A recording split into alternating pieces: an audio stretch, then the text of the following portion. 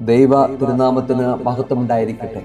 കർത്താവിനാൽ അനുഗ്രഹിക്കപ്പെട്ടവരെ, ഇന്നത്തെ ഏവൻഗേലിയൻ വേദഭാഗം വിശുദ്ധ ലൂക്കോസിന്റെ സുവിശേഷം 14-ാം അധ്യായം 7 മുതൽ 11 വരെയുള്ള വാക്യങ്ങൾ. പെന്തക്കോസ്തിക്ക് ശേഷം 9-ാമത്തെ ഞായറാഴ്ച.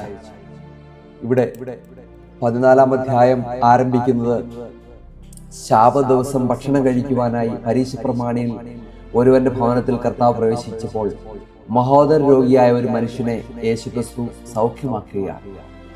ആ ശാബത്തിൽ സൗഖ്യമാക്കുന്ന വിഹിതമാണെന്ന് പരീശന്മാരും ശാസ്ത്രിമാരോടുമായി ചോദിക്കുകയുണ്ടായി. അവർ മൗനം പാലിക്കുകയാണ്.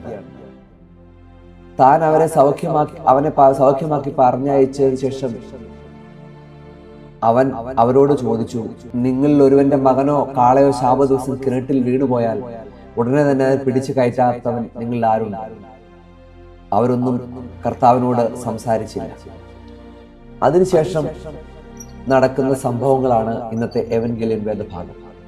7-ാമത്തെ വാക്യം, 1-ാമത്തെ ചിന്ത നമുക്ക് കടന്നു വരാം. അവിടെ ക്ഷണിക്കപ്പെട്ടവർ പന്തിയിൽ മുഖ്യാസനങ്ങൾ അവർക്കായി അന്വേഷിക്കുന്നത് താൻ കണ്ടതിനാൽ അവരോടായി ഒരു ഉപമ പറഞ്ഞു. യേശുക്രിസ്തു ആദ്യത്തെ ചിന്തയും ഇത് തന്നെയാണ്. യേശുക്രിസ്തു മറ്റുള്ളവരുടെ പെരുമാറ്റം നിരീക്ഷിക്കുന്ന യേശുവിനെ കാണുവാൻ സാധിക്കും. Jesus observing human behaviour. യേശുക്രിസ്തു എല്ലാം അറിയുന്നവനാണ്. നമ്മുടെ ഓരോ ചെറിയ പ്രവൃത്തികളും വാക്കുകളും യേശു കാണുന്നുണ്ടെന്നുള്ള ബോധ്യം നമ്മൾ ഉണ്ടാകണം. 1-ാമത്തെ ചിന്ത അത് തന്നെയാണ്. നമ്മൾ എല്ലാവരുടെയും പെരുമാറ്റം നിരീക്ഷിക്കുന്ന യേശുവിനെ കാണുവാൻ സാധിക്കും. തെറ്റായ വഴികളിലൂടെ നമ്മുടെ മുന്നേറ്റങ്ങളെ തിരുത്താൻ കർത്താവിന്റെ ഈ നോട്ടം നമ്മളെ സഹായിക്കും. വിരുന്നിന് എത്തിയവരുടെ തെറ്റായ പ്രവൃത്തികൾ യേശു സൂക്ഷ്മമായി വീക്ഷിക്കുന്നുണ്ടായിരുന്നു. നമ്മുടെ ഓരോ ചെറിയ പ്രവൃത്തികളും വാക്കുകളും യേശു കാണുന്നുണ്ട് എന്ന ബോധ്യം നമ്മൾ ഉണ്ടാകണം. തെറ്റായ വഴികളിലൂടെ നമ്മുടെ മുന്നേറ്റങ്ങളെ തിരുത്താൻ കർത്താവിന്റെ ഈ നോട്ടം നമ്മളെ സഹായിക്കും. അവരേത് കസേരയിലാണ് ഇരുന്നതെന്നല്ല യേശുവിന്റെ ശ്രദ്ധ, എന്തുകൊണ്ടാണ് ആ കസേര തിരഞ്ഞെടുക്കാൻ അവർ ആഗ്രഹിച്ചതെന്നാണ് അവൻ കണ്ടത്. ഇന്നും ദൈവം നമ്മുടെ ശുശ്രൂഷ, ദാനധർമ്മങ്ങള്, പ്രാർത്ഥന, നേർച്ച, വഴിപാട്, പ്രസംഗം, പാട്ട്, ഉപദേശം, സുവിശേഷം എന്നിവ ആദ്യം കാണുന്നില്ല. അവ ചെയ്യാനുള്ള നമ്മുടെ ഉദ്ദേശമാണ് ആദ്യം കാണുന്നത്. ഒരേ പ്രവൃത്തി 2 പേർ ചെയ്താലും ദൈവത്തിന് മുമ്പിൽ അതിന്റെ മൂല്യം വ്യത്യസ്തമായിരുന്നു. കാരണം ദൈവം നമ്മുടെ പ്രവൃത്തിയുടെ വലിപ്പമല്ല, ഹൃദയത്തിന്റെ നിലയാണ് അളക്കുന്നത്. 1 ശമൂവേലിന്റെ പുസ്തകം 16-ാം അധ്യായം 7-ാമത്തെ വാക്യത്തില് മനുഷ്യൻ പുറമെയുള്ള രൂപം നോക്കുക, കർത്താവോ ഹൃദയത്തെ നോക്കുക എന്നാണ് പറയുന്നത്. 2 ദിനവൃത്താന്തം 16-9 കർത്താവിന്റെ കണ്ണുകൾ ഭൂമിയിൽ എല്ലായിടവും സഞ്ചരിക്കുന്നത് വചനം കാണുവാൻ സാധിക്കും. ആയതുകൊണ്ട് പ്രിയമുള്ളവരെ, ക്ഷണിക്കപ്പെട്ടവർ മുഖ്യാസനങ്ങളെ തെരഞ്ഞെടുക്കുന്നത് അവർക്ക് അന്വേഷിക്കുന്നത് കണ്ടതിനാൽ യേശു ഉപമ പറയാനുള്ള കാരണം ഇത് തന്നെയാണ്. യേശു അവരുടെ പ്രവർത്തികളെ കണ്ടു. നമ്മുടെ പ്രവർത്തികളെയും കർത്താവ് കാണുന്നുണ്ട്. 1-ാമത്തെ ചിന്ത നമ്മളോട് പറയുകയാണ്, നമ്മുടെ പ്രവൃത്തികളെ അറിയുന്ന കർത്താവ്, നമ്മൾ രഹസ്യമായി ചെയ്യുന്ന കാര്യങ്ങൾ എല്ലാം അറിയുന്നവനാണ് നമ്മുടെ കർത്താവ്. അതുകൊണ്ടാണ് വിശുദ്ധ അപ്രയം പറയുന്നത്, ഒരിക്കലും ഉറങ്ങാത്ത ദൈവത്തിന്റെ കണ്ണിൽ നിന്ന് ഒന്നും മറഞ്ഞിട്ടില്ല. പ്രിയമുള്ളവരെ, ദൈവസന്നിധിയിൽ എല്ലാം അറിയുന്നവനായ കർത്താവിന്റെ സന്നിധിയിൽ നമ്മുടെ വാക്കും ചിന്തയും പ്രവർത്തനങ്ങളെല്ലാം കർത്താവിന്റെ സന്നിധിയിലേക്ക് പരിപൂർണമായിട്ട് സമർപ്പിച്ചു കൊടുക്കാം. 2-ാമത്തെ ചിന്ത, ഉപമയിലൂടെയുള്ള ശാസനം, കറക്ഷൻ ത്രൂ പാരബിൾസ്. യേശുക്രിസ്തു ഇവിടെ അവര് മുഖ്യാസനങ്ങളെ തെരഞ്ഞെടുക്കുന്നത് കണ്ടപ്പോൾ അവരോട് ഒരു ഉപമ പറയുകയാണ്. അവരെ കുറ്റപ്പെടുത്തുകയല്ല, അവരെക്കുറിച്ച് അവരോട് നേരിട്ട് കുറ്റപ്പെടുത്തുന്നതിന് പകരം ഉപമകളിലൂടെയും കഥകളിലൂടെയും യേശു അവരുടെ ഹൃദയത്തെ തൊട്ടുണർത്തുന്നതായിട്ട് നമുക്ക് കാണുവാനായിട്ട് സാധിക്കും.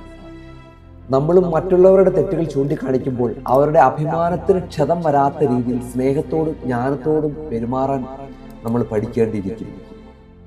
യേശുവിന്റെ ശാസനം അപമാനിക്കാനായിരുന്നില്ല, പരിവർത്തനത്തിനായിരുന്നു. അവൻ സത്യം പറഞ്ഞു, പക്ഷെ അത് കേൾക്കുന്നവരുടെ ഹൃദയം അടയാത്ത രീതിയിൽ പറഞ്ഞു. ഒരു നല്ല വൈദ്യൻ മുറിവ് ഭേദമാക്കാൻ ശസ്ത്രക്രിയ ചെയ്യുന്ന പോലെ യേശു ഉപമകളിലൂടെ ആത്മാവിനെ ചികിത്സിക്കുകയാണ് ചെയ്യുന്നത്.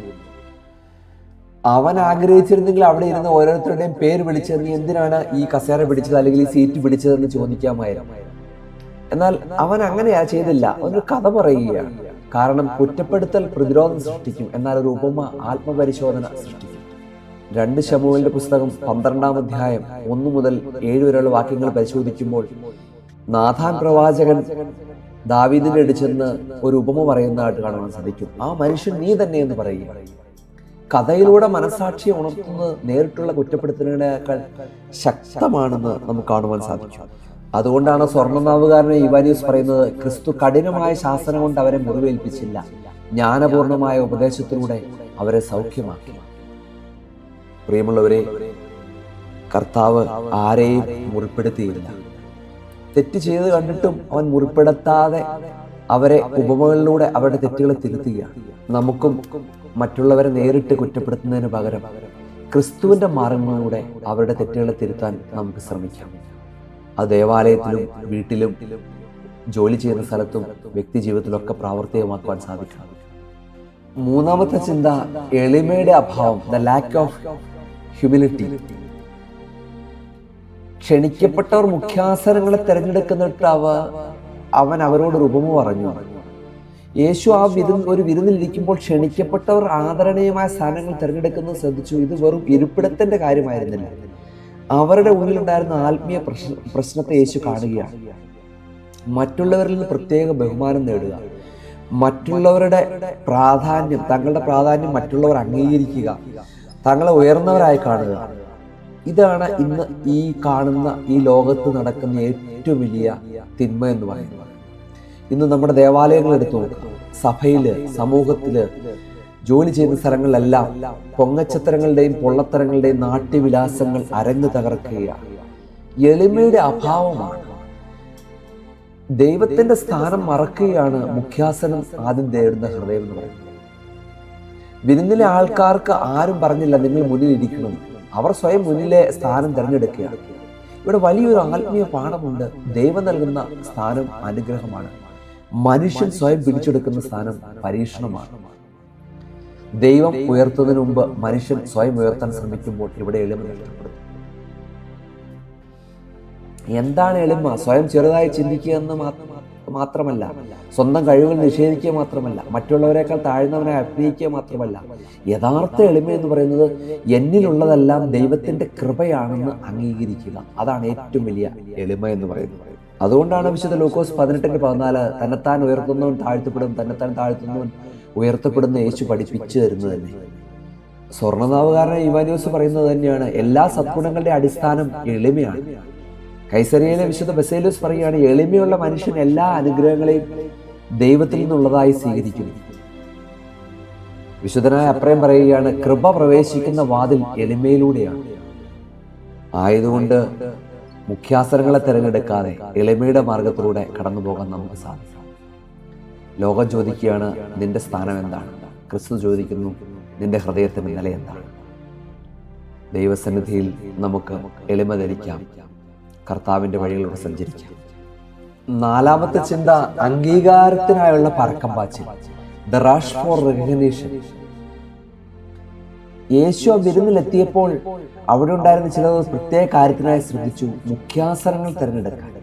അവർക്ക് വിശപ്പുണ്ടായിരുന്നില്ല എന്നല്ല, ഭക്ഷണത്തിനായിട്ടാണ് അവർ വന്നത്. എന്നാൽ അവരുടെ ഹൃദയത്തിൽ മറ്റൊരു വിശപ്പുണ്ടായിരുന്നു. മറ്റുള്ളവർ എന്നെ ബഹുമാനിക്കണം, എന്നെ ശ്രദ്ധിക്കണം. ഇന്ന് ഈ ലോകത്തില് ആദ്യത്തെ ചിന്ത, ഇതിനു മുമ്പുള്ള ചിന്ത നാം കണ്ടു, എളിമയെക്കുറിച്ച് കണ്ടു. ഇതാ ഇന്ന് ഈ ലോകത്ത് കാണുന്ന മറ്റൊരു തിന്മയാണ് അംഗീകാരത്തിനായിട്ടുള്ള പരക്കം പാച്ചിൽ. യേശു കസേരയെക്കുറിച്ചല്ല സംസാരിക്കുന്നത്, മനുഷ്യന്റെ ഹൃദയത്തിൽ ഒളിഞ്ഞിരിക്കുന്ന വലിയൊരു പോരാട്ടമുണ്ട്. അംഗീകാരത്തിന്, മനുഷ്യരുടെ കയ്യടി നേടുന്ന ഹൃദയം. ദൈവത്തിന്റെ ശബ്ദം കേൾക്കുവാൻ ബുദ്ധിമുട്ടുന്ന അവസ്ഥ ഉണ്ടായിക്കൊണ്ടിരിക്കുകയാണ്. മുഖ്യാസനം അന്വേഷിച്ചവർക്ക് മറ്റുള്ളവർ പറയണം നിങ്ങൾ വലിയ ആളാണ്. ഇതൊരു വലിയ ആത്മീയ അപകടമാണ്. മനുഷ്യരുടെ പ്രശംസ ഇന്നുണ്ടാകും, നാളെ ഇല്ലാതാകും. പക്ഷെ ദൈവത്തിന്റെ അംഗീകാരം നിത്യമാണ്. അപ്പോൾ നമ്മൾ മനസ്സിലാക്കേണ്ട ഒരു കാര്യം, അംഗീകാരം നല്ലതാണ്, പക്ഷേ അത് ദൈവത്തിൽ നിന്നായിരിക്കണം ആദ്യം. മനുഷ്യരുടെ അംഗീകാരങ്ങളെല്ലാം നഷ്ടപ്പെട്ടു പോകും. അത് മാനുഷികമാണ്. ദൈവിക അംഗീകാരങ്ങൾ മാത്രമേ നിലനിൽക്കുകയുള്ളൂ. നാം ദൈവത്തെക്കാൾ മനുഷ്യരുടെ കൈകളിൽ നമ്മുടെ ഹൃദയം ഏൽപ്പിക്കുമ്പോൾ വലിയൊരു അപകടം മറഞ്ഞിരിക്കുന്നു. 1 ശമൂവേലിന്റെ പുസ്തകം 15-ാം അധ്യായം 24-ാമത്തെ വാക്യത്തിൽ നമുക്ക് കാണുവാൻ സാധിക്കുന്നത്, ജനത്തെ അവൻ ഭയപ്പെടുന്നു, അവരുടെ വാക്കുകൾ അനുസരിക്കുകയാണ്. ശൗൽ രാജാവ് തകർന്നടിയുന്ന കാഴ്ച പിന്നീട് നമുക്ക് കാണുവാൻ സാധിക്കും. അതുകൊണ്ടാണ് സങ്കീർത്തനം 118:8 പറയുന്നത്, മനുഷ്യനിൽ ആശ്രയിക്കുന്നതിനേക്കാൾ കർത്താവിൽ ആശ്രയിക്കുന്നത് നല്ലത്. വിശുദ്ധനായ അപ്രയം പറയുകയാണ്, സ്വന്തം കണ്ണുകളിൽ ചെറിയവനും ദൈവത്തിന്റെ മുമ്പിൽ വലിയവനും ഭാഗ്യവാനും. ദൈവരാജ്യത്തിന്റെ അളവുകോൽ ലോകത്തിൽ നിന്ന് വ്യത്യസ്തമാണെന്ന് നമ്മൾ മനസ്സിലാക്കേണ്ടിയിരിക്കുന്നു. കൂടുതൽ കാണപ്പെടുക, കൂടുതൽ പ്രശംസ നേടുക, കൂടുതൽ അംഗീകാരം നേടുക, കൂടുതൽ ശ്രദ്ധ നേടുക. പക്ഷെ യേശു പഠിപ്പിക്കുകയാണ്, കാണപ്പെടുന്നതിനേക്കാൾ ദൈവം അറിയപ്പെടുന്നതാണ് പ്രധാനമാണ്. ക്രിസ്ത്യാനിയുടെ വലിയൊരു ചോദ്യം ഇതാണ്, ആളുകൾ എന്നെക്കുറിച്ച് എന്തു പറയുന്നു എന്നല്ല, പകരം ദൈവം എന്നെ കാണുമ്പോൾ എന്തു പറയുന്നു എന്നാണ് പ്രധാനപ്പെട്ട കാര്യം. അഞ്ചാമത്തെ ചിന്ത, ബോധപൂർവമായ തെറ്റായ തിരഞ്ഞെടുപ്പുകൾ, ഡെലിബറേറ്റ് റോങ് ചോയ്സസ്. ഈ വാക്യത്തിൽ ഏറ്റവും ശ്രദ്ധേയമായ ഒരു വാക്കാണ് ചൂസിങ്, തെരഞ്ഞെടുക്കുന്നത്. യേശു പറയുന്നത് അവർ അബദ്ധത്തിൽ മുന്നിലെ സീറ്റിൽ ഇരുന്നു എന്നല്ല, അവർ ആലോചിച്ച് ശ്രദ്ധിച്ച് തെരഞ്ഞെടുത്തതാണ്. ഇതൊരു ചെറിയ സാമൂഹ്യ പെരുമാറ്റം മാത്രമല്ലായിരുന്നു, അത് അവരുടെ ഹൃദയത്തിന്റെ ഒരു തീരുമാനത്തിന്റെ പ്രകടനമായിരുന്നു. അവർക്കറിയാമായിരുന്നു എല്ലാ സീറ്റുകളും ഒരുപോലെയല്ല, ആദരിക്കപ്പെടുന്ന സ്ഥാനം ഏതാണെന്ന്. മറ്റുള്ളവരുടെ കണ്ണിൽ തങ്ങൾ എങ്ങനെ കാണപ്പെടുന്നുവെന്ന് എന്നിട്ടും അവർ മുഖ്യാസനം തിരഞ്ഞെടുക്കുകയാണ്. അതുകൊണ്ട് യേശുവിടെ പ്രവൃത്തിയേക്കാൾ അവരുടെ തീരുമാനത്തെ വെളിച്ചത്തിലാക്കി. പ്രിയമുള്ളവരെ, പാപത്തിന്റെ അപകടം തെറ്റിൽ മാത്രമല്ല, തെറ്റിനെ അറിഞ്ഞുകൊണ്ട് തിരഞ്ഞെടുക്കുന്നത്. ഇന്ന് നമ്മുടെ പല തിരഞ്ഞെടുപ്പുകളും തെറ്റിലേക്കാണ് പോകുന്നത്. ദൈവവചനം അറിയാം, ശരിയും തെറ്റും അറിയാം, എന്നിട്ടും സ്വന്തം ആഗ്രഹത്തിന് വേണ്ടി തെറ്റായ വഴി തിരഞ്ഞെടുക്കുകയാണ്. ദൈവം നമ്മളെ നിർബന്ധിക്കുന്നില്ല, ഓരോ ദിവസവും നമുക്ക് തിരഞ്ഞെടുക്കാനുള്ള അവസരം നൽകുകയാണ്. Free will. ക്രിസ്തീയ ജീവിതം തിരഞ്ഞെടുപ്പുകളുടെ യാത്രയാണ്. ഓരോ ദിവസവും നാം തിരഞ്ഞെടുക്കുന്നത് വിനയമാണോ അഹങ്കാരമാണോ, ക്ഷമയാണോ പ്രതികാരമാണോ, സത്യമാണോ സൗകര്യമാണോ, ദൈവമാണോ ലോകമാണോ. ചെറിയ തെരഞ്ഞെടുപ്പുകൾ തന്നെയാണ് വലിയ ആത്മീയ ദിശ നിശ്ചയിക്കുന്നത്. അതുകൊണ്ടാണ് നിയമാവർത്തന പുസ്തകം 30-ാം അധ്യായം 19-ാമത്തെ വാക്യം പറയുന്നത്, ജീവനും മരണവും അനുഗ്രഹവും ശാപവും നിന്റെ മുമ്പിൽ വെച്ചിരിക്കണം. അതുകൊണ്ട് ജീവനെ തിരഞ്ഞെടുക്കുവാനായിട്ട് യോശുവ 24:15 നിങ്ങൾ ആരെ സേവിക്കുമെന്ന് ഇന്ന് തിരഞ്ഞെടുക്കുമെന്ന് പറയുകയാണ്. കൈസരിയയിലെ വിശുദ്ധ ബസേലിയസ് പറയുകയാണ്, അശ്രദ്ധമായ ഒരു തിരഞ്ഞെടുപ്പ് ആത്മാവിനെ ബന്ധിക്കുന്ന ചങ്ങലയായി മാറാം. ആയതുകൊണ്ട് യഥാർത്ഥ വഴി നമുക്ക് തിരഞ്ഞെടുക്കാം. തെറ്റായ വഴികളെ എല്ലാം മാറ്റിക്കളയാം. ക്രിസ്തുവിനോട് നമുക്ക് ചേർന്ന് നിൽക്കാം. നമ്മുടെ ഓരോ തീരുമാനവും ദൈവത്തിന് മുമ്പിൽ പരിശോധിക്കണം. ശരിയെന്ന് അറിയുന്ന കാര്യങ്ങൾ മാത്രം തിരഞ്ഞെടുക്കാൻ ശ്രമിക്കാം. നമുക്ക് എൻ്റെ ആഗ്രഹത്തെക്കാൾ ദൈവത്തിൻ്റെ ഇഷ്ടത്തിന് മുൻഗണന നമുക്ക് നൽകാം. ആറാമത്തെ ചിന്ത, ദ വോയിസ് ഓഫ് വാർണിംഗ്, മുന്നറിയിപ്പിന്റെ സ്വരം. അവൻ അവരോട് ഒരു ഉപമ പറയുകയാണ്. അത് കണ്ടിട്ട് അവനോട് ദേഷ്യപ്പെടാതെ ഒരു ഉപമ പറയുകയാണ്. ഇവിടെ യേശു ഒരു മുന്നറിയിപ്പ് നൽകുകയാണ്. ദൈവത്തിന്റെ മുന്നറിയിപ്പ് ശത്രുവിന്റെ ശബ്ദമല്ല, രക്ഷകന്റെ സ്നേഹമാണ്. ഒരു പിതാവ് തൻ്റെ കുഞ്ഞിനോട് അവിടെ പോകരുത്, അവിടെ അപകടമുണ്ടാകുമെന്ന് പറയുമ്പോൾ കുഞ്ഞിന്റെ സ്വാതന്ത്ര്യം എടുത്തു കളയുകയല്ല, അവൻ രക്ഷിക്കുകയാണ്. ഇതുപോലെ യേശുവിൻ്റെ വേണ്ട എന്ന വാക്കുകൾ നമ്മുടെ സന്തോഷം നശിപ്പിക്കാനല്ല, നമ്മുടെ ആത്മാവിനെ സംരക്ഷിക്കാനാണ്. പ്രിയമുള്ളവരെ, വെളിപ്പാട് പുസ്തകം 3-ാം അധ്യായം 19-ാമത്തെ വാക്യം പറയുന്നുണ്ട്, ഞാൻ സ്നേഹിക്കുന്നവരെ ഞാൻ ശാസിക്കുകയും അവൻ സ്നേഹിക്കുന്നവരെ അവൻ ശാസിക്കുകയും ശിക്ഷിക്കുകയും ചെയ്യും. ദൈവത്തിന്റെ ശാസന സ്നേഹത്തിൽ നിന്നാണ് വരുന്നത്. യേശുക്രിസ്തുവിന്റെ വാക്കുകൾ അല്ലെങ്കിൽ ദൈവികമായ കാര്യങ്ങളിലൂടെ സഞ്ചരിക്കുവാനായിട്ട് യേശുക്രിസ്തുവിന്റെ അഭിഷേകത്തിന് എന്ന നിലയിൽ പള്ളിയിലെ അച്ഛൻ അല്ലെങ്കിൽ ഒരു സുവിശേഷൻ അല്ലെങ്കിൽ ഒരു കുട്ടിയോട് സൺഡേ സ്കൂൾ അധ്യാപകൻ പറയുമ്പോൾ അതിൻ്റെ അർത്ഥം എന്ന് പറയുന്നത് അവൻ്റെ സന്തോഷം കെടുത്താനല്ല, മറിച്ച് അവൻ്റെ ആത്മാവിൻ്റെ രക്ഷയ്ക്ക് വേണ്ടിയാണെന്നുള്ള കാര്യം നാം മറന്നുപോകും. അതുകൊണ്ടാണ് എബ്രായർ 12:11 ശിക്ഷ എപ്പോഴും സന്തോഷം അല്ലെങ്കിൽ അത് നീതിയുടെ ഫലം നൽകുന്നു എന്നാണ്. സദൃശവാക്യങ്ങളുടെ പുസ്തകം 3-ാം അധ്യായം 11-ാമത്തെ വാക്യത്തിൽ കർത്താവിൻ്റെ ശിക്ഷയെ നിരസിക്കരുത്, അവൻ സ്നേഹിക്കുന്നവരെ ശിക്ഷിക്കുന്നു എന്നാണ്. തിരുത്തലുകൾ ദൈവബന്ധത്തിന്റെ വലിയൊരു അടയാളമാണെന്ന് നമുക്ക് കാണുവാൻ സാധിക്കും. അതുകൊണ്ടാണ് സ്രോഗിലെ വിശുദ്ധ യാക്കോബ് പറയുന്നത്, ആത്മാക്കളുടെ വൈദ്യനായ കർത്താവ് സൗമ്യമായി മുറിവേൽപ്പിക്കുന്നു, പൂർണ്ണമായി സൗഖ്യമാക്കാൻ വേണ്ടിയാണ്. പൂർണ്ണമായി സൗഖ്യമാക്കാൻ കർത്താവ് ചില മുറിവുകൾ നൽകുമ്പോൾ അത് സൗമ്യമായും നമ്മളോട് പറയുന്ന ഒരു കാര്യമുണ്ട്, നമ്മൾ ആ വഴി സഞ്ചരിക്കരുത്, പാപത്തിന്റെ വഴിയെ പോകരുത്, തിന്മയുടെ വഴിയെ പോകരുത്, അശുദ്ധിയുടെ വഴിയെ പോകരുത്. ഇത് കർത്താവ് നൽകുന്ന ഉപമകളാണ് നമ്മുടെ ജീവിതത്തിൽ. അതിന് നാം വിസ്മരിക്കരുത് ഒരു കാലത്തും. ഏഴാമത്തെ ചിന്ത, ദ ഡേഞ്ചർ ഓഫ് കമ്പാരിസൺസ്, താരതമ്യത്തിന്റെ അപകടം. ഇവിടെ ക്ഷണിക്കപ്പെട്ടവർ നമുക്ക് കാണുവാൻ സാധിക്കുന്നത് മറ്റുള്ളവരുടെ സീറ്റുമായി താരതമ്യപ്പെടുത്തുന്നതിൻ്റെ ഫലമാണ്. തങ്ങൾ മറ്റുള്ളവരെക്കാൾ യോഗ്യരാണെന്ന് അവർ കരുതുകയാണ്. ക്രിസ്തീയ ജീവിതത്തിൽ ഒരു താരതമ്യം എന്ന് പറയുന്നത് വിഷമാണ്. അത് അസൂയയ്ക്കും അഹങ്കാരത്തിനും കാരണമാകുന്നു. നാം ഒരിക്കലും മറ്റുള്ളവരുമായി സ്വയം താരതമ്യപ്പെടുത്തുന്നതിന് പകരം ദൈവം നമുക്ക് ഓരോരുത്തർക്കും നൽകിയിരിക്കുന്ന അമൂല്യമായ വിളിയിൽ ശ്രദ്ധ കേന്ദ്രീകരിക്കണം. മക്കളെ മറ്റുള്ളവരുമായിട്ട് താരതമ്യപ്പെടുത്തുന്നു, ജീവിത പങ്കാളിയെ അവരുടെ ജീവിത പങ്കാളിയുമായിട്ട് താരതമ്യപ്പെടുത്തുന്നു. ഇത് ക്രിസ്തീയമായ വലിയ തെറ്റാണ്. അല്ലെങ്കിൽ നമ്മുടെ ഓരോ പ്രവർത്തനങ്ങളിലും പലതിന് comparisons, the danger of comparisons, അതാണ് ഈ ചിന്ത. ഒന്നിനെ നമ്മൾ കമ്പയർ ചെയ്യാൻ പോകേണ്ട ആവശ്യമില്ല. അവർ മുഖ്യാസനം തിരഞ്ഞെടുക്കുന്നത് എന്തുകൊണ്ടാണ്? മറ്റുള്ളവരുടെ സീറ്റുമായിട്ട് ഏറ്റവും നല്ലത് ഈ മുഖ്യാസനമാണെന്ന് കണ്ടുകൊണ്ടാണ്, കമ്പാരിസൺ ചെയ്തുകൊണ്ടാണ് അവർ തിരഞ്ഞെടുക്കുന്നത്. അത് ക്രിസ്തീയമായ വലിയ തെറ്റാണ്. വേദപുസ്തകത്തിൽ 1 സാമുവേൽ 18:8 നമുക്ക് കാണുവാൻ സാധിക്കും, ദാവീദിന് 10,000 എന്നും ശൗലിന് 1000 എന്നും വിളിക്കുകയാണ്. അവനിനി രാജ്യത്വം മാത്രമേ ബാക്കിയുള്ള പറയുമ്പോൾ ശൗലിന്റെ പ്രശ്നം ദാവീദിന്റെ വിജയമായിരുന്നില്ല. അവന്റെ പ്രശ്നം താരതമ്യം ചെയ്യുകയാണ്. അവന്റെ ഹൃദയത്തിന്റെ സമാധാനം കവർന്നെടുക്കുകയാണ്. ശൗൽ അങ്ങനെ ദാവീദിന്റെ ശത്രുവായി മാറുകയാണ്. അതുകൊണ്ടാണ് ഗലാത്യർ 6:4 മറ്റുള്ളവരെ അളക്കാതെ താരതമ്യം ചെയ്യരുത് എന്ന് പറയുന്നതിന്റെ കാരണം.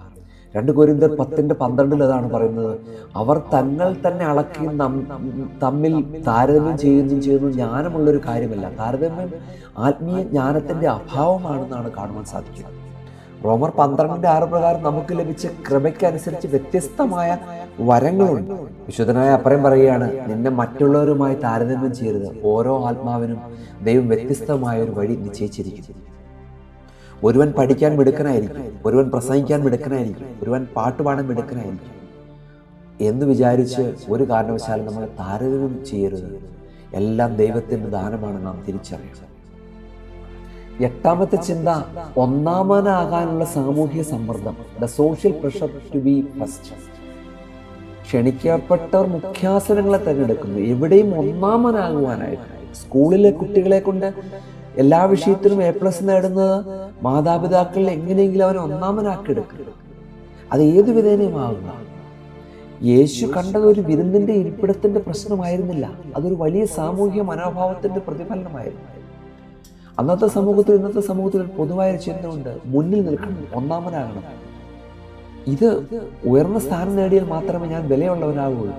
യേശു പഠിപ്പിക്കുന്നതിന് വിരുദ്ധമാണ്. ദൈവരാജ്യത്തിൽ വലിയവനാകാൻ ആദ്യം താഴ്മ പഠിക്കണം എന്നാണ് പറയുന്നത്.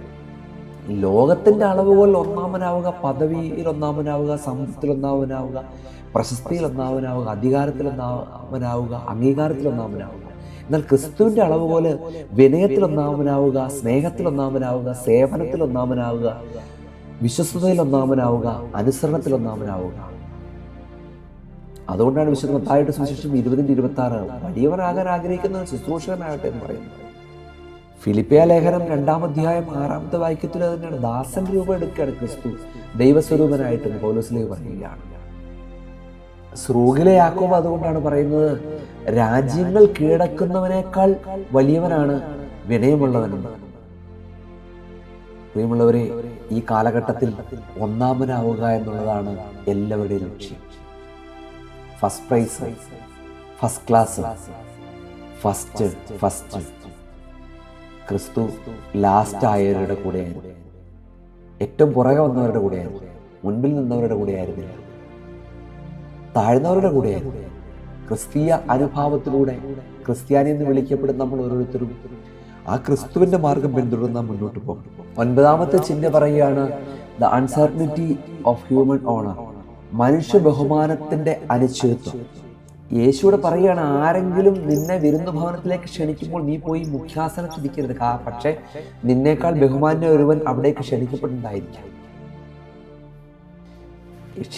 അതുകൊണ്ടാണ് ചെന്ന് പറയുന്നത്, ക്ഷണിക്കപ്പെട്ടവരെ ഈ സ്ഥാനം എനിക്ക് ബഹുമാനം നൽകും എന്നുള്ള മിഥ്യാധാരണയുമായിട്ടാണ് മുഖ്യാസനം എടുക്കുന്നത്. എന്നാൽ യേശുവിടെ ഓർമ്മിപ്പിക്കുകയാണ്, മനുഷ്യർ നൽകുന്ന ബഹുമാനം സ്ഥിരമല്ല. ഇന്നൊരാൾക്ക് ലഭിക്കുന്ന ആദരം നാളെ മറ്റൊരാൾക്ക് ലഭിക്കാം. ഇന്ന് ആളുകൾ പ്രശംസിക്കുന്നവരെ നാളെ മറക്കാം, നാളെ തള്ളിക്കളഞ്ഞേക്കാം. അതുകൊണ്ട് മനുഷ്യരുടെ അംഗീകാരത്തിൽ ജീവിതത്തിൻ്റെ അടിസ്ഥാനം പണിയരുത് എന്നാണ് ഈ ചിന്ത നമ്മോട് ഓർമ്മിപ്പിക്കുന്നത്. വിരുന്നിലെ മുഖ്യാസനം ഒരു താൽക്കാലിക ബഹുമതിയായിരുന്നു. മനുഷ്യരുടെ കയ്യടി മാറും, ദൈവത്തിന്റെ സ്നേഹം മാറുകയില്ല. വിശുദ്ധ മത്തായിയുടെ സുവിശേഷം 21-9 വാക്യത്തിൽ ദാവീദ് പുത്രൻ ഓശാന പറഞ്ഞവര് 27-ാം അധ്യായം 22-ാമത്തെ വാക്യത്തിൽ അവനെ ക്രൂശിക്കട്ടെ എന്ന് പറയുകയാണ്. എത്ര പെട്ടെന്നാണ് മനുഷ്യർ മാറുന്നത്. അതാണ് കർത്താവ് നമ്മളോട് ഓർമ്മിപ്പിക്കുന്നത്.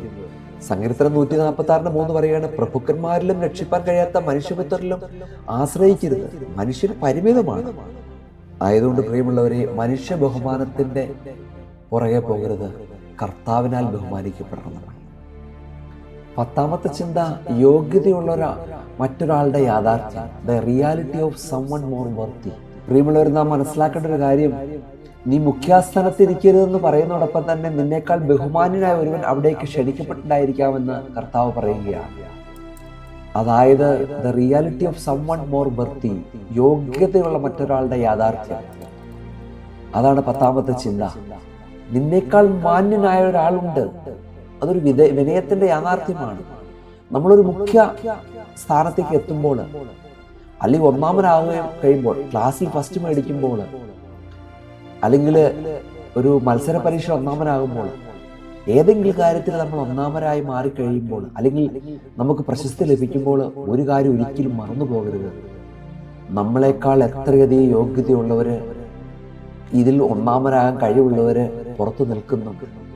ഒരുപക്ഷെ ഒരു കുട്ടിക്ക് 1ാം സ്ഥാനം പരീക്ഷയ്ക്ക് കിട്ടുമ്പോൾ മറ്റൊരാളുടെ ചെറിയൊരു തെറ്റുകൊണ്ടായിരിക്കാം, ബോധപൂർവമോ അല്ലാതെയോ പറ്റിയ തെറ്റുകൾ ആ 1ാം സ്ഥാനം ചുണ്ടിനും കപ്പിനും ഇടയിൽ നഷ്ടപ്പെടുമ്പോൾ നമ്മളൊരു കാര്യം മനസ്സിലാക്കണം, നമ്മുടെ ആരുടെയും യോഗ്യതയല്ല ഒന്നാമനായത്, കർത്താവിന്റെ കരുണയാണെന്ന് നാം തിരിച്ചറിയണം.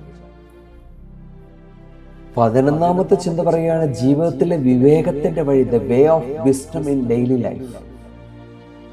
നമുക്കിവിടെ കാണുവാൻ സാധിക്കുന്നത്, യേശുക്രിസ്തു ഇവിടെ വളരെ വ്യക്തമായിട്ട് പറയുകയാണ്, ഒരു വിരുന്നു ഭവനത്തിലേക്ക് ക്ഷണിക്കുമ്പോൾ, ചില ട്രാൻസ്ലേഷനിൽ വിവാഹ ഭവനത്തിലേക്ക്, വിവാഹ പന്തിയിലേക്ക് എന്ന് കാണുവാൻ സാധിക്കും. ഇവിടെ ഒരു ലൗകിക ആത്മീയ ജീവിതത്തോടൊപ്പം തന്നെ ഭൗതിക ജീവിതത്തിൽ നമ്മൾ എങ്ങനെ പെരുമാറണമെന്ന്, വിവേകത്തോടെ പെരുമാറണമെന്ന് യേശുക്രിസ്തു കാണിച്ചു തരികയാണ്. ആത്മീയ കാര്യങ്ങൾ മാത്രമാണ് ദൈവവുമായി ബന്ധപ്പെട്ടെന്നാൽ യേശു പഠിപ്പിക്കുന്ന എല്ലാ കാര്യങ്ങളും, സംസാരിക്കുന്ന രീതി, പെരുമാറ്റം, ബന്ധങ്ങൾ, സാമൂഹിക ഇടപെടലുകൾ, തീരുമാനങ്ങൾ, ഒരു വ്യത്യസ്തമായ ചിന്ത എന്ന് പറയുന്നത്, യേശുക്രിസ്തു ആരാധനാലയങ്ങളിൽ മാത്രം അല്ല, ജീവിതത്തിൻ്റെ എല്ലാ മേഖലകളിലും നമ്മുടെ ഗുരുവാണ്. നമ്മുടെ ഗുരുവാണ്, നല്ല ഗുരുവാണ്. എങ്ങനെ സംസാരിക്കണം, എങ്ങനെ പെരുമാറണം, മറ്റുള്ളവരെ എങ്ങനെ ബഹുമാനിക്കണമെന്ന് പഠിപ്പിക്കുകയാണ്. ഇത് ഈ ജ്ഞാനം പള്ളിക്കുള്ളിൽ മാത്രമല്ല, വീട്ടിലും ജോലി സ്ഥലത്തും സമൂഹത്തിലും പ്രകടമാക്കണം. പ്രിയമുള്ളവരെ, ഇന്ന് പലപ്പോഴും പുൾപിറ്റിൽ നിന്ന് പ്രസംഗിക്കാൻ പലർക്കും സാധിക്കും, പക്ഷെ ജീവിതത്തിൽ പ്രാവർത്തികമാക്കാൻ ബുദ്ധിമുട്ടുകയാണ്. ആയതുകൊണ്ട് നമ്മുടെ ദൈനംദിന ജീവിതത്തിൽ എല്ലാ തീരുമാനങ്ങളും ദൈവിക ജ്ഞാനം അന്വേഷിക്കണം. എൻ്റെ പെരുമാറ്റം മറ്റുള്ളവർക്ക് ബഹുമാനവും സ്നേഹവും നൽകുന്നതാണെന്ന് പരിശോധിക്കണം. വചനത്തിന്റെ അടിസ്ഥാനത്തിൽ എൻ്റെ ജീവിതം എങ്ങനെയാണ് മുന്നോട്ട് പോകുന്നത് നാം ചിന്തിക്കണം. നമ്മുടെ ജീവിതത്തിന്റെ ശൈലി ക്രിസ്തുവിന്റെ സ്വഭാവവുമായി കൂടുതൽ യോജിപ്പിക്കാൻ അനുദിനം ശ്രമിച്ചുകൊണ്ടിരിക്കണം. വിവേകത്തോടും വിനയത്തോടും ജീവിക്കാൻ ശ്രമിക്കണം. അതാണ് ജീവിതത്തിന്റെ വിവേകത്തിന്റെ വഴി, the way of wisdom in daily life എന്ന ഈ 11ാമത്തെ ചിന്ത നമ്മളോട് ഓർമ്മിപ്പിക്കുന്നു. 12ാമത്തെ ചിന്ത, അഭിമാനം നഷ്ടപ്പെടാതിരിക്കാനുള്ള മുൻകരുതൽ, precaution against loss of dignity. അഹങ്കാരം കൊണ്ട് മുൻനിരയിൽ കയറി ഇരുന്നിട്ട് പിന്നീട് അവിടെ നിന്ന് മാറ്റി നിർത്തുമ്പോൾ ഉണ്ടാകുന്ന അപമാനം ഒഴിവാക്കാനാണ് യേശുക്രിസ്തു മുന്നറിയിപ്പ് നൽകുന്നത്. നമ്മുടെ ജീവിതത്തിൽ അനാവശ്യമായ ആത്മപ്രശംസ ഒഴിവാക്കുന്ന വലിയ അപമാനങ്ങളിൽ നമ്മളെ രക്ഷിക്കും. യേശുവിന്റെ ഉപദേശം സാമൂഹ്യ മര്യാദ മാത്രമല്ല, മനുഷ്യരുടെ ഹൃദയത്തെ സംരക്ഷിക്കുന്ന ഒരു ആത്മീയ മുന്നറിയിപ്പ് കൂടിയാണ്. മുഖ്യാസനത്തിൽ ഇരുന്ന വ്യക്തിക്ക് 2 അപകടങ്ങളുണ്ടായിരുന്നു. ഒന്ന്, അവന്റെ സ്ഥാനം നഷ്ടപ്പെടും, 2, അവന്റെ മാനവും നഷ്ടപ്പെടും. പക്ഷെ താഴ്ന്ന സ്ഥാനത്ത് ഇരിക്കുന്നവന് അപമാന ഭയമില്ല, മറ്റുള്ളവരുടെ തീരുമാനത്തിൽ ആശ്രയിക്കേണ്ടതില്ല, ദൈവത്തിന്റെ സമയത്തിനായി കാത്തിരിക്കാം. ആയതുകൊണ്ട് പ്രിയമുള്ളവരെ, വിനയം നമ്മെ താഴ്ത്തുകയല്ല, അത് നമ്മളെ വീഴ്ചയിൽ നിന്ന് സംരക്ഷിക്കുന്ന ആത്മീയ കവചമാണ്. കെട്ടിടത്തിന് ഉയരം കൂടുതലാകുമ്പോൾ അടിത്തറ ശക്തമായിരിക്കും. അതുപോലെ ദൈവം ഒരാളെ ഉയർത്തുമ്പോൾ അവന്റെ ഹൃദയത്തിൽ വിനയമില്ലെങ്കിൽ ആ ഉയർച്ച തന്നെ അവന്റെ വീഴ്ചയ്ക്ക് കാരണമാകും. അതുകൊണ്ടാണ് 2 ദിനവൃത്താന്തം 26:16 അവൻ ശക്തനായപ്പോൾ അവന്റെ ഹൃദയം നാശത്തിനായിട്ട് ഉയർന്നു രാജാവായ ഉസിയാവിന്റെ കാണുവാൻ സാധിക്കും. ഫിലിപ്പിയർ 2:8 പറയുന്നതാണ് തന്നെത്താൻ താഴ്ത്തി എന്നാണ്. യേശു താഴ്മ ധരിച്ചു, അനുസരണം, ഇതെല്ലാം നമുക്കവിടെ കാണുവാൻ സാധിക്കും. സദൃശവാക്യങ്ങൾ 25:6 രാജാവിന്റെ സന്നദ്ധയിൽ നിന്ന് തന്നെ ഉയർത്തരുതെന്ന് കാണിക്കുകയാണ്. അതുകൊണ്ടാണ് നിലവിലെ ഐസക്ക് പറയുന്നത്, വിശുദ്ധ ഐസക്ക് പറയുന്നത്, വിനയമുള്ളവനെ അപമാനിക്കാൻ കഴിയില്ല, കാരണം അവൻ തന്നെത്താൻ എല്ലാവരിലും താഴെ വെച്ചിരിക്കുന്നു. പിശാച് ഏറ്റവും കൂടുതൽ വിറയ്ക്കുന്നത് താഴ്മയുള്ളവനെ കണ്ടിട്ടാണ്, വിനയമുള്ളവനെ കണ്ടിട്ടാണ്. സ്രൂഗിലെ യാക്കോബ് അതുകൊണ്ടാണ് പറയുന്നത്, സ്വർഗത്തിലേക്കുള്ള പടി മനുഷ്യരുടെ ബഹുമാനത്തിൽ നിന്നല്ല, വിനയത്തിൽ നിന്നാണ് ആരംഭിക്കുന്നത്. 13ാമത്തെ ചിന്ത, ക്ഷണിക്കപ്പെട്ടവന്റെ ഉത്തരവാദിത്വം. ഇവിടെ വേദപുസ്തകത്തിൽ കാണുവാൻ സാധിക്കുന്നുണ്ട്, നമുക്ക് കാണുവാൻ സാധിക്കുന്നത്, അവിടെ ആരെങ്കിലും നിന്നെ വിരുന്നു ഭവനത്തിലേക്ക് ക്ഷണിക്കുമ്പോൾ ക്ഷണിക്കപ്പെട്ടവന് ഒരു ഉത്തരവാദിത്വം ഉണ്ട് എന്ന് നമുക്ക് കാണുവാൻ സാധിക്കും. തീർച്ചയായും ക്ഷണിക്കപ്പെട്ടവന് ഒരു ഉത്തരവാദിത്വമുണ്ട്. The humble responsibility of the invited. ഒരു വിരുന്നിലേക്ക് ക്ഷണിക്കപ്പെടുന്ന ഒരു ബഹുമതിയാണ്. ക്ഷണിച്ചവന്റെ മനസ്സ് മനസ്സിലാക്കണം, വീടിന്റെ മര്യാദകൾ പാലിക്കണം, മറ്റുള്ളവരെ ബഹുമാനിക്കണം, സ്വയം ഇഷ്ടത്തിന് പകരം ആതിഥേയന്റെ ക്രമം മാനിക്കണം. യേശുവിടെ പഠിപ്പിക്കുകയാണ്, നീ ക്ഷണിക്കപ്പെട്ടവനാണെന്ന കാര്യം മറക്കരുത്. സ്വർഗീയ ഊർശിലേമിലേക്ക് കർത്താവ് നിന്നെ ക്ഷണിക്കുകയാണ്. ക്ഷണിക്കപ്പെട്ടവനാണ്. ക്ഷണിച്ചവന്റെ മനസ്സ് നമ്മൾ പലപ്പോഴും മറന്നു പോവുകയാണ്. ദൈവരാജ്യം എന്ന് പറയുന്ന സ്വർഗീയ വീടിന്റെ മര്യാദകൾ പാലിക്കാതെയാണ് നമ്മൾ പലരും നമ്മുടെ ജീവിതത്തെ മുന്നോട്ട് പോകുന്നത്. ദൈവത്തിന്റെ മേശയിൽ ഇരിക്കാൻ വിളിക്കപ്പെട്ടവർ ആദ്യം വിനയത്തിന്റെ വസ്ത്രം ധരിക്കണം. വിശുദ്ധ മത്തായിയുടെ സുവിശേഷം 22:11 വിവാഹ വസ്ത്രം ധരിക്കാത്ത ഒരാളെ കുറിച്ച് കർത്താവ് വിവാഹ വിരുന്നിന്റെ ഒരു ഉപമ പറയുന്നുണ്ട്. രാജാവിന്റെ വിവാഹ വിരുന്നിന്റെ ഉപമയെ കുറിച്ച്. ക്ഷണത്തിന് യോജിച്ച ഒരു ഒരുക്കമുണ്ടായിരിക്കണം. കർത്താവ് നമ്മളെ ക്ഷണിച്ചിരിക്കുകയാണ്, അതിനുവേണ്ടിയുള്ള ഒരുക്കം നമ്മളുണ്ട് എന്ന് നമ്മൾ ശാന്തമായിട്ട് ചിന്തിക്കേണ്ടിയിരിക്കും. റോമർ 12:2 പറയുന്ന, ലോകത്തിന് അനുരൂപരാകരുതെന്ന്, ദൈവത്തിന്റെ വഴി തിരഞ്ഞെടുക്കണം. അലക്സാന്ദ്രിയയിലെ വിശുദ്ധ കൂറിലോസ് പറയുന്നതാണ്, ക്രിസ്തുവിനുള്ളവർ ക്രിസ്തുവിന്റെ സ്വഭാവം പ്രകടിപ്പിക്കണം. ആയതുകൊണ്ട് പ്രിയമുള്ളവരെ, ക്ഷണിക്കപ്പെട്ട ഒരാളെന്ന നിലയിൽ വിനയത്തോടും അനുസരണയോടും നമ്മൾ ജീവിക്കുവാൻ തയ്യാറാണ്. 14ാമത്തെ ചിന്ത, ആതിഥേയന്റെ ഇഷ്ടത്തെ മാനിക്കുന്ന വിനയം. Respecting the host rights and will. വിരുന്നിന് ക്ഷണിക്കപ്പെട്ട അതിഥിക്ക് ഒരു പ്രത്യേക സ്ഥാനമുണ്ട്. അവൻ വീട്ടുടമയല്ല, ക്രമീകരണങ്ങൾ തീരുമാനിക്കുന്നവനല്ല, ആരെ എവിടെ ഇരുത്തണമെന്ന് തീരുമാനിക്കുന്നവനല്ല. ആതിഥേയനാണ് എല്ലാം ക്രമീകരിക്കുന്നത്. ദൈവം നമ്മുടെ ജീവിതത്തിൻ്റെ ഉടമയാണ്. നാം അവൻ്റെ മുമ്പിൽ ക്ഷണിക്കപ്പെട്ടവരാണ്. അതുകൊണ്ട് നമ്മൾ നല്ല ഒരു അതിഥി പറയില്ല, എനിക്ക് ഈ സ്ഥാനം വേണം.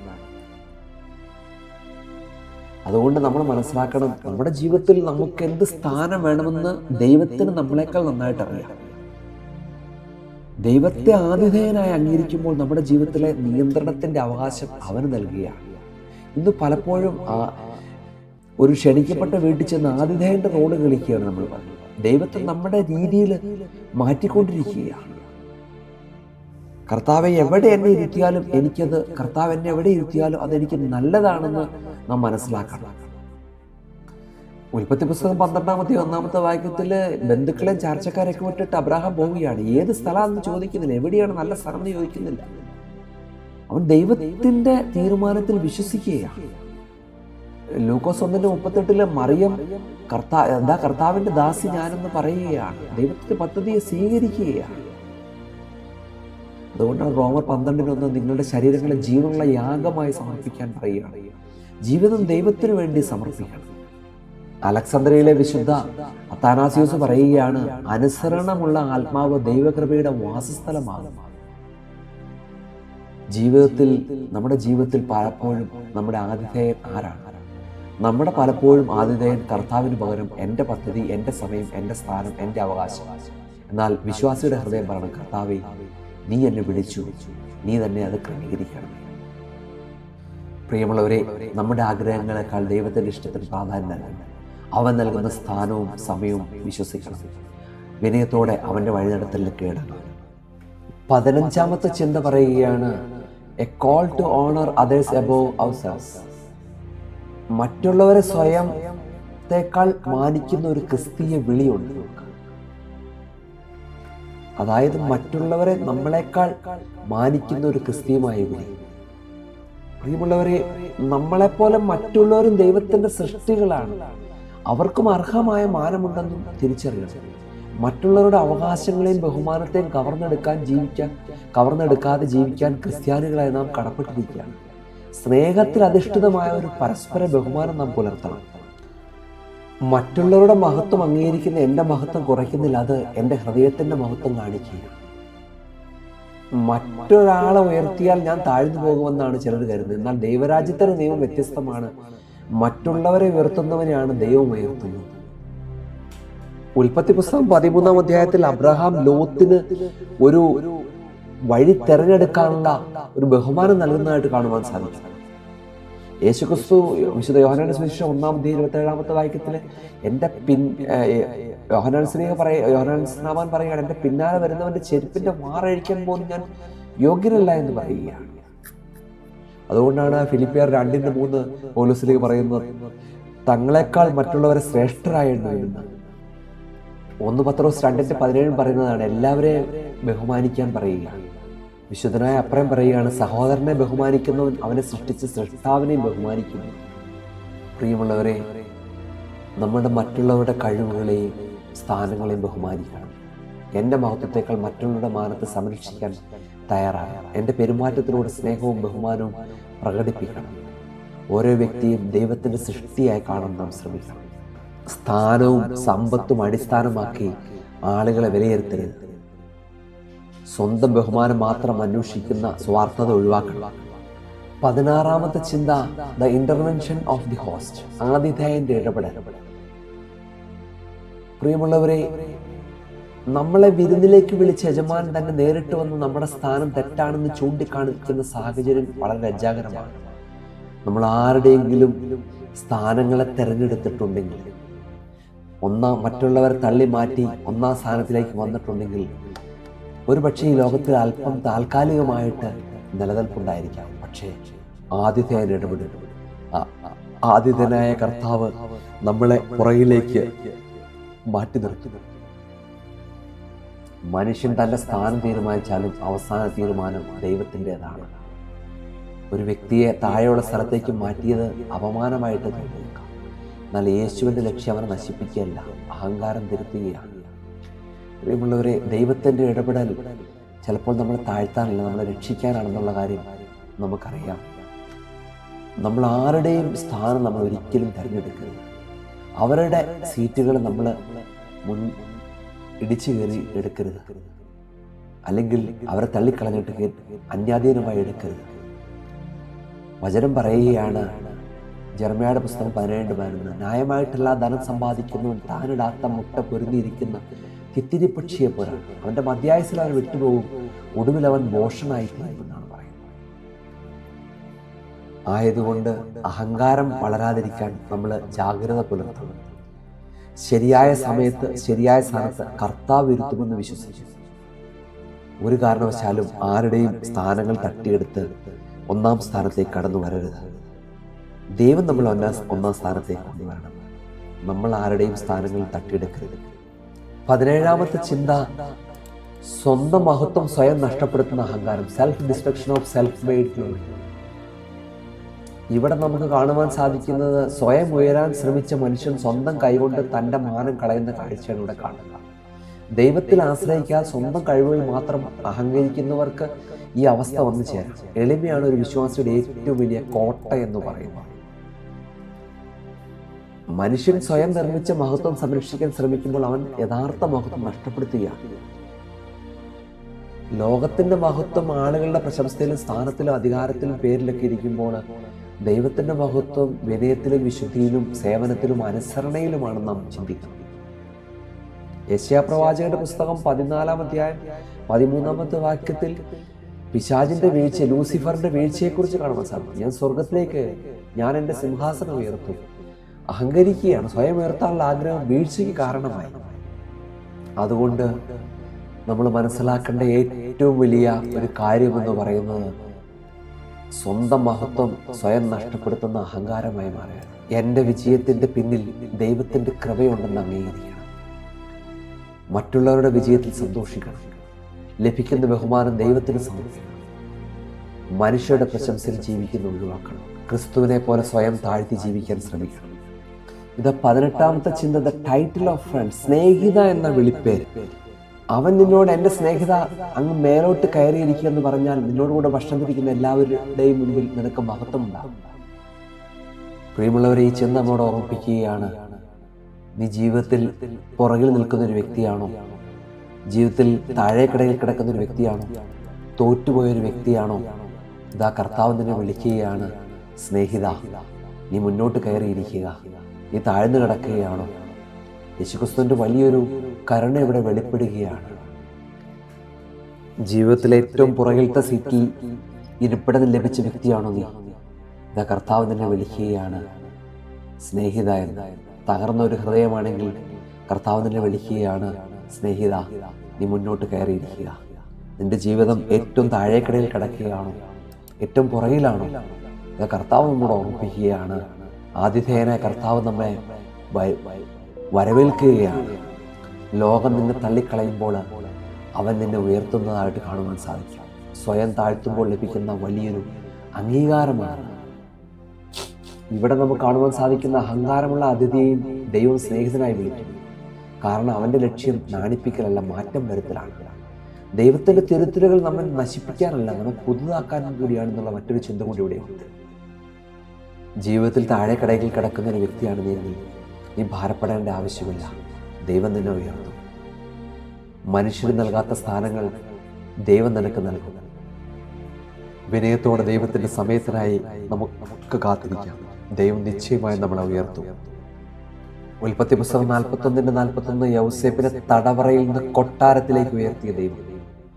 ആട് മേய்ച്ച് നടന്ന ദാവീദിനെ 1 ശമൂവേൽ 16:11 മുതൽ ആട്ടിടയനെ രാജാവായി മാറ്റുന്ന അവസ്ഥ. താഴ്മയുള്ള കന്യാമറിയാമിന് ലോകരക്ഷകൻ ഉദരത്തിൽ പിറക്കാനുള്ള അവസ്ഥ നൽകുന്നു. ഇതാ ദൈവം നമ്മളെയും ഉയർത്തുന്നു. ദൈവസന്നിധിയിൽ നമുക്ക് ചേർന്ന് നിൽക്കാം. ലൂക്കോസ് 18:14 പറയും, തന്നെത്താൻ താഴ്ത്തുന്നവൻ ഉയർത്തപ്പെടുന്നു എന്ന് പറയുകയാണ്. സ്രോഗിലെ വിശുദ്ധ യാക്കോബ് പറയുകയാണ്, ദൈവം ഉയർത്തുമ്പോൾ താഴ്ന്ന സ്ഥലം പോലും വിനയമുള്ളവൻ്റെ സിംഹാസനമായി മാറും. ആയതുകൊണ്ട് പ്രിയമുള്ളവരെ, ദൈവം നിശ്ചയിക്കുന്ന സമയത്ത് അവൻ നിന്നെ ഉയർത്തും. ഇത് വിശ്വസിക്കുക, ഏറ്റുപറയുക, ദൈവത്തോട് ചേർന്ന് നിൽക്കുക. 19-ാമത്തെ ചിന്ത, ഡെലിവറൻസ് ഫ്രം ഡിസ്ഗ്രേസ്, അപമാനത്തിൽ നിന്നുള്ള മോചനം. പ്രിയമുള്ളവരെ, യേശുക്രിസ്തു ഇവിടെ നമ്മൾ ചിന്തിക്കേണ്ട ഒരു വലിയ കാര്യം, ആ പുറകിലിരുന്ന വ്യക്തിയുടെ മനോഭാവം ഓർത്തു നോക്കുക. അവന് വലിയ സ്ഥാനങ്ങളൊന്നും ലഭിച്ചില്ലായിരിക്കും. അവൻ ഏറ്റവും പുറകിലാണ്. എല്ലാവരും വലിയവരൊക്കെ മുമ്പോട്ട് പോയി. അവന് ഭക്ഷണം കിട്ടുമോ, അല്ലെങ്കിൽ അവൻ ആ ഫംഗ്ഷൻ അറ്റൻഡ് ചെയ്യുമ്പോൾ കാണാൻ സാധിക്കുമോ, ഒന്നുമില്ല. എല്ലാം മുമ്പിലുള്ളവർ കൈയടക്കിയിരിക്കുകയാണ്. അവൻ വളരെ ദുഃഖിതനും വിഷമിച്ചിരിക്കുന്ന ഒരു വ്യക്തിയായിരിക്കാം. അവൻ ഭാരപ്പെട്ടിരിക്കുന്ന ഒരു വ്യക്തിയായിരിക്കാം. പക്ഷേ താഴ്മയിൽ നിന്ന് കർത്താവ് അവനെ ഉയർത്തും. ആദ്യം ആരുടെയും ശ്രദ്ധപ്പെട്ടില്ലെങ്കിലും അവസാനം ആതിഥേയൻ തന്നെ ഉയർത്തും. നമ്മളൊരു കാര്യം മനസ്സിലാക്കുക, സാഹചര്യങ്ങളുടെ മധ്യത്തിൽ നിന്നുകൊണ്ട് നമ്മൾ ഏറ്റവും കുറവുള്ളവരാണ്. നമ്മളെ കൊണ്ടൊന്നും കഴിവില്ല. നമ്മുടെ ജീവിതത്തിൽ എന്തും പ്രതിസന്ധികളാണ്. നമ്മുടെ ജീവിതത്തിൽ എന്തും ദുഃഖങ്ങളാണ്. ഈ ഒരു അവസ്ഥയിലൂടെയാണ് നമ്മൾ പോകുന്നത്. ഇതാ കർത്താവ് നമ്മളോട് പറയുകയാണ്, നീ എത്രയും താഴ്ന്നു കിടക്കുന്നോ അത്രയും നിന്നെ കർത്താവ് ഉയർത്താൻ പോവുകയാണ്. യൗസേപ്പിന്റെ തടവറയിൽ നിന്നും മഹത്വത്തിലേക്ക് ഉൽപ്പത്തി പുസ്തകം 19-ാം അധ്യായത്തിൽ നമുക്ക് കാണാൻ സാധിക്കും. ഉൽപ്പത്തി 41:41 മിസ്രൈം ദേശത്തിൽ നിയമിച്ചിരിക്കുകയാണ്. ശരിയായ സമയത്ത് ദൈവം ഉയർത്തുകയാണെന്ന് കാണുവാൻ സാധിക്കും.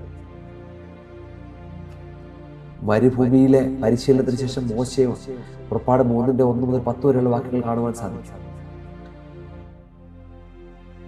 മോശയെ കർത്താവ് ഉയർത്തുന്നതായിട്ട് വിക്കനായ വാക്ചാതുര്യമില്ലാത്ത മോശയെ ഫറവോന്റെ കൊട്ടാരത്തിലെ കൊടുങ്കാറ്റാക്കി മാറ്റി മിസ്രൈമിൽ നിന്ന് ഇസ്രായേൽ ജനതയെ മോചിപ്പിക്കുവാൻ വേണ്ടി ദൈവം തിരഞ്ഞെടുത്തു.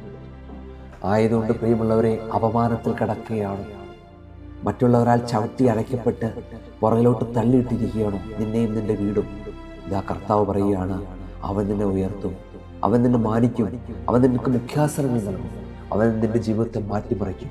ദൈവസന്നിധിയിലേക്ക് പരിപൂർണമായിട്ട് നിന്നെ തന്നെ സമർപ്പിച്ചു കൊടുക്കുക. 20ാമത്തെ ചിന്ത, വിനയത്തിന്റെ മനോഹരമായ സമ്മാനം, the beautiful gift of humility.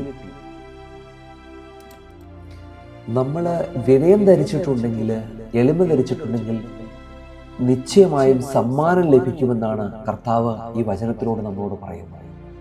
യേശുവിടെ പഠിപ്പിക്കുന്ന ഒരു സാമൂഹ്യ മര്യാദ മാത്രമല്ല, ദൈവരാജ്യത്തിൻ്റെ ഒരു ആത്മീയ നിയമമാണ്. ലോകം പറയുന്നത് മുന്നിലെത്തുക, സ്വയം ഉയർത്തുക, ആളുകളുടെ ശ്രദ്ധ നേടുക, ഒന്നാമനാവുക. ക്രിസ്തു പറയുകയാണ് സ്വയം താഴ്മ ധരിക്കുക. ക്രിസ്തു ഇവിടെ പഠിപ്പിക്കുന്ന മറ്റൊരു കാര്യമാണ് താഴ്മ തിരഞ്ഞെടുക്കുക, വിനയത്തിന്റെ മാർഗത്തിലൂടെ പോവുക. വിനയത്തിന് നിശ്ചയമായും ഒരു പ്രതിഫലം ലഭിക്കും. നമ്മൾ വിചാരിക്കും ഈ എളിമ ധരിച്ചിട്ട് എന്ത് പ്രയോജനം ലഭിക്കുമെന്ന്. ഇതാ കർത്താവ് വളരെ വ്യക്തമായിട്ട് പറഞ്ഞിരിക്കുകയാണ്, എളിമ ധരിച്ചാൽ അവൻ നിന്നെ ഉയർത്തും. മനുഷ്യന് മുഴുവൻ പറയും എളിമ ധരിച്ചാൽ ഒന്നും പ്രതിഫലം ലഭിക്കില്ല എന്ന്. പക്ഷെ കർത്താവ് നമ്മോട് പറയുകയാണ്, അവന് മുഖ്യാസനം ലഭിക്കും. എളിമ ധരിക്കുന്നവനെ കർത്താവ് കൈപിടിച്ച് നടത്തും.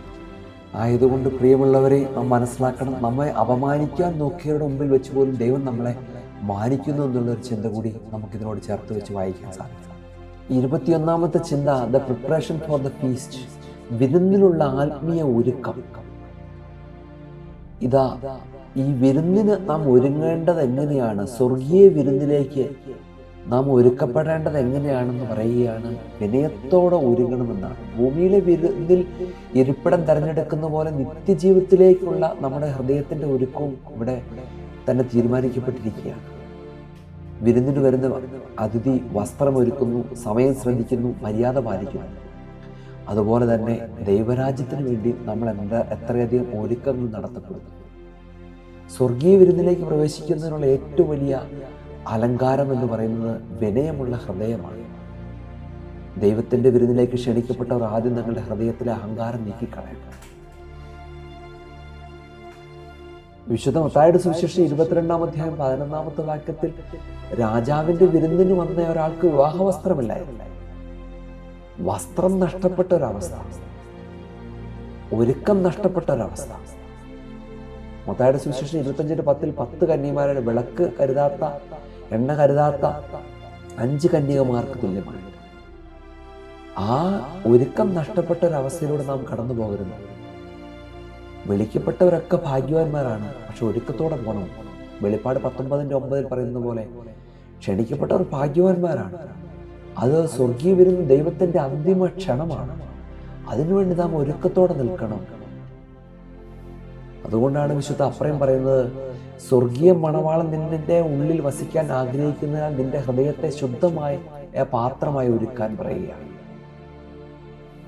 പ്രിയമുള്ളവരെ, ദൈവത്തിന്റെ ക്ഷണത്തിന് വില മതിക്കണം. മറ്റുള്ളവരെ സ്നേഹത്തോടെ സമീപിക്കണം. ക്രിസ്തുവിന്റെ വരവിനായി ജാഗരൂകരായിരിക്കണം. ആത്മീയമായ ഒരുക്കം അത്യാവശ്യമാണ്. സ്വർഗീയ വിരുദ്ധനായി ഒരുക്കമുള്ളൊരു ജീവിതം നയിക്കുവാൻ നമുക്ക് സാധിക്കണം. 22ാമത്തെ ചിന്ത പറയുന്നത് ഫെയിലിയർ ഓഫ് സെൽഫ് എക്സാൾട്ടേഷൻ, സ്വയം ഉയർത്തലിന്റെ പരാജയം. തന്നെത്താൻ ഉയർത്തുന്നവനൊക്കെയും താഴ്ത്തപ്പെടുമെന്നാണ് തിരുവചനം നമ്മളോട് ഇവിടെ ഓർമ്മിപ്പിക്കുന്നത്.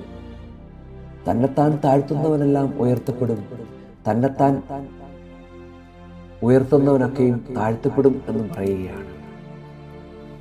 അതായത് സ്വയം ഉയർന്നു പോകാൻ ആഗ്രഹിക്കുന്നവൻ താഴ്ന്നു പോകുമെന്നും സ്വയം താഴ്മ ധരിക്കുന്നവനെ കർത്താവ് ഉയർത്തുമെന്നും ഈ വചനത്തോട് നമ്മൾ ഓർമ്മിപ്പിക്കുകയാണ്. ആളുകളുടെ മുന്നിൽ വലിയവനായി കാണപ്പെടാനും പ്രശസ്തി നേടാനും വേണ്ടി മനുഷ്യൻ നടത്തുന്ന ശ്രമങ്ങൾ എക്കാലവും പരാജയത്തിൽ കലാശിക്കും.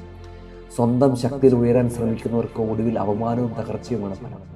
ക്രിസ്തീയ ജീവിതത്തിൽ സ്വയം പ്രശംസ പൂർണ്ണമായും ഒഴിവാക്കണം. ആഴത്തിലുള്ള ആത്മീയമായ ചിന്തകൾ നാം തിരഞ്ഞെടുക്കണം. മനുഷ്യന് ആത്മവിശ്വാസം നൽകുന്നത് പോലെ തോന്നും അഹങ്കാരം ആദ്യം, എന്നാൽ ബന്ധങ്ങൾ തകർക്കും, ദൈവത്തിൽ നിന്ന് അകറ്റിപ്പോകും. നെബൂഖദ്നേസർ രാജാവ് ദാനിയേലിന്റെ പുസ്തകം 4-ാം അധ്യായത്തിൽ നമുക്ക് കാണുവാൻ സാധിക്കും. ഞാൻ ഇത് എൻ്റെ ശക്തിയാൽ പണിത മഹാബാബേൽ അല്ലയോ എന്ന് പറയുകയാണ്. ദൈവം അവനെ താഴ്ത്തുന്നതായിട്ട് കാണുവാൻ സാധിക്കും. ലൂക്കോസിന്റെ സുവിശേഷം 18:14 നമുക്കത് കാണുവാൻ സാധിക്കും. പ്രിയമുള്ളവരെ, ദൈവസന്നിധിയിലേക്ക് നാം ചേർന്ന് പോകുമ്പോൾ പത്രോസ്ലീഹ ആരിടറിയാൽ ഞാൻ ഇടറിയില്ല എന്നാണ് പറയുന്നത്. പക്ഷേ അവൻ വീണുപോയി. താഴ്മ വന്നപ്പോൾ ദൈവം അവനെ, പക്ഷെ താഴ്മയിലും അവൻ ദൈവത്തോട് സന്നിധിയിൽ കരഞ്ഞു കേണപേക്ഷിച്ച് ദൈവസന്നിധിയിലേക്ക് വീണ്ടും അടുത്തു വന്നു. നമ്മളും അങ്ങനെ തന്നെയായിരിക്കണം. അഹങ്കരിച്ചിട്ടുണ്ടെങ്കിൽ, പൊങ്ങച്ചമടിച്ചിട്ടുണ്ടെങ്കിൽ ദൈവസന്നിധിയിൽ ക്ഷമ ചോദിച്ച് ദൈവസന്നിധിയിലേക്ക് നമുക്ക് അടുത്തു വരാം. വിനയമുള്ളവരുടെ ജ്ഞാനം നമുക്ക് നേടിയെടുക്കാം. ഫിലിപ്പിയർ ലേഖനം 2-ാം അധ്യായം 5-ാമത്തെ വാക്യം പറയുമ്പോൾ യേശുക്രിസ്തുവിലുള്ള അതേ മനോഭാവം നമ്മളുണ്ടായിരിക്കട്ടെ. നിലവേലെ വിശുദ്ധ ഐസക് പറയുകയാണ്, അഹങ്കാരി ദൈവത്തോട് പോരാടുന്നു, വിനയമുള്ളവൻ ദൈവത്തിൽ നിന്ന് കൃപ സ്വീകരിക്കുന്നു. സ്രൂഗിലെ വിശുദ്ധ യാക്കോബ് പറയുകയാണ്, സ്വയം ഉയർത്തുന്നവൻ സ്വന്തം ഭാരത്താൽ വീഴും, വിനയമുള്ളവനെ ദൈവത്തിന്റെ കൈ ഉയർത്തും. കുടുംബത്തിൽ എപ്പോഴും താൻ ശരിയാണെന്ന് തെളിയിക്കാൻ ശ്രമിക്കരുത്. ജോലിയിൽ പദവിക്കും പ്രശംസയ്ക്കും വേണ്ടി മാത്രം പ്രവർത്തിക്കരുത്. സഭയിൽ സ്ഥാനത്തിനല്ല, ശുശ്രൂഷയ്ക്കാണ് പ്രാധാന്യം നൽകേണ്ടത്. ആത്മീയ ജീവിതത്തിലെ എല്ലാ കഴിവുകളും ദൈവത്തിന്റെ ദാനമാണെന്ന് ഓർക്കണം. വിനയത്തോടെ ജീവിക്കാൻ വിധിക്കുക. ദൈവസന്നിധിയിൽ ചേർന്ന് നിൽക്കുന്ന ലഭിക്കുന്ന സ്ഥാനങ്ങൾ ദൈവത്തിന്റെ ദാനമായിട്ട് സ്വീകരിക്കുക. ദൈവത്തോട് നമുക്ക് നന്ദി പറയാം. മനുഷ്യരുടെ പ്രശംസയിൽ ആശ്രയിക്കുന്ന ഒഴിവാക്കാം. ക്രിസ്തുവിനെ പോലെ താഴ്മയുള്ള അവിടെ നടക്കാൻ നമുക്ക് ശ്രമിക്കാം. 23-ാമത്തെ ചിന്ത, the reversal of the world's values. ലോകത്തിന്റെ മൂല്യങ്ങളുടെ വിപരീതം. വളരെ പ്രധാനപ്പെട്ട ഒരു ചിന്തയാണിത്. ലോകം ഇന്ന് ഒന്നാമനാകാൻ ലോകം നമ്മളെ ഉദ്ബോധിപ്പിക്കുമ്പോൾ ക്രിസ്തു പറയുകയാണ് ഏറ്റവും പുറകിൽ തന്നെ ആവാൻ. എന്തോ ഒരു വിപരീതമായ കാര്യമാണ്.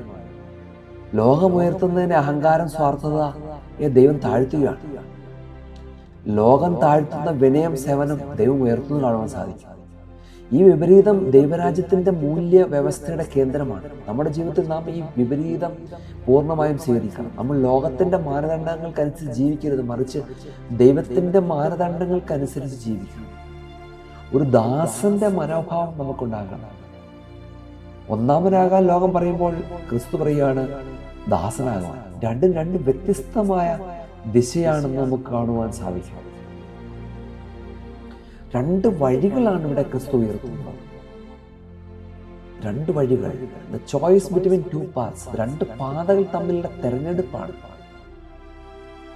രണ്ട് വ്യക്തമായ പാതകൾ. ഒന്ന് ആത്മോന്നതിയുടെ പാത, അതായത് സ്വയം ഉയർത്തുന്ന പാത, താഴ്മയിലേക്ക് നയിക്കുന്ന. രണ്ട് വിനയത്തിന്റെ പാത, ഉയർച്ചയിലേക്ക് നയിക്കുന്ന. രണ്ട് വഴികളാണ് നമുക്കിവിടെ കാണുവാനായിട്ട് സാധിക്കുക. ലോകം പറയുന്ന ശക്തനായിരിക്കുക, മുന്നിലോട്ട് വരിക, ഒന്നാമനാവുക, സ്വയം വലിയവനാവുക, മോട്ടിവേഷൻസ് ആണ്. ലോകത്തിൽ നിന്ന് മോട്ടിവേഷനാണ്. ക്രിസ്തു വേറൊരു മോട്ടിവേഷനാണ്, എൻറ്റയർലി ഡിഫറെൻ്റ് ആയിട്ടുള്ള മോട്ടിവേഷൻ നൽകുകയാണ്.